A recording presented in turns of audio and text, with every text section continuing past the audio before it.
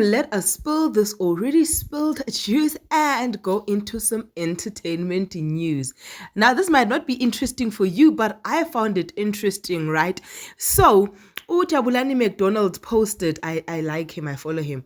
If DSTV decided to bring back one of these reality shows, which one would you like to see return on your screen? And he said, one, Papa Penny Ahe. Two, the Ranakas. Three, RK Rich Kids. Four, Dineo's Diary. And I got it, guys. Now I'm for the Ranakas. Like, I'm telling you, the Ranakas gave us what we needed to receive. Education, everything. Ne?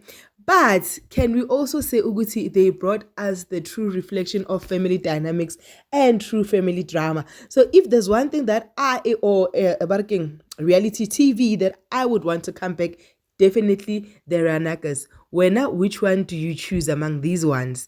Please do like, share, and subscribe while you're at it. I love you. Peace. Bye.